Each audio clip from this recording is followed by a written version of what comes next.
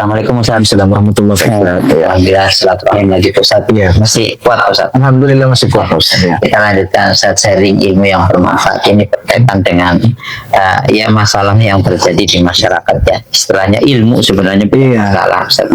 Jadi tradisi Pak Ustaz, tradisi biasanya kan kalau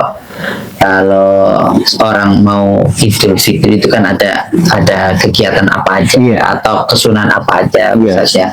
Ini sebenarnya amalan apa saja yang utama Ustaz ya, yang dikerjakan sebelum melaksanakan sholat Idul Fitri. Kalau yang jadi gini Ustaz, ada beda. Idul Adha kita kan dianjurkan tidak makan. Kalau Idul Fitri kita dianjurkan makan.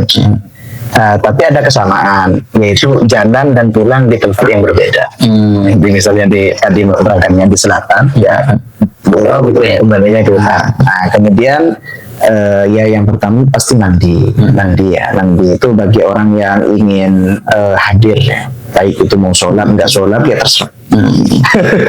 Intinya yang pengen hadir ke tempat nanti. Kemudian ya tadi kembali kepada memakai yang paling bagus ya, memakai yang paling bagus untuk apa? Untuk niat faroh dengan Idul Fitri ya, Idul Fitri.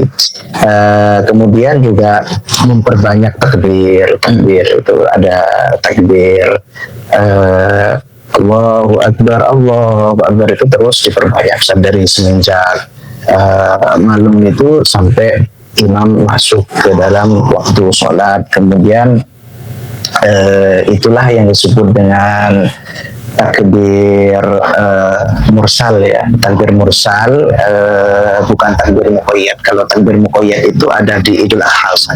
Misalnya kan muqayyad itu beri sholat setelah sholat kan sampai hari tasyrik itu sampai asar hari tasyrik kan masih dianjurkan. Kalau Idul Fitri ya jangan setelah Ramadan masih mau takbiran setelah ya kacau ya. Kalau Idul Adha kan masih dianjurkan tuh Idul Adha itu masih hari-hari tasyrik setelah sholat Allahu Akbar Allah. Kalau dulu di pondok nangis ya. Kenapa nangis? Karena Idul Adha kan biasanya bareng ibu ya.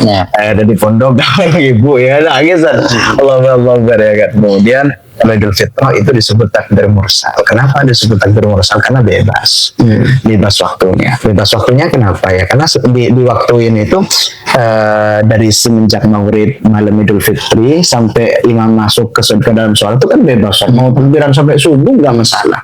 Mau takbiran sendiri nggak masalah. Mau takbiran di pasar nggak masalah. Di jalan nggak masalah. Di masjid nggak masalah. Di kamar juga nggak masalah itu Ustaz ya.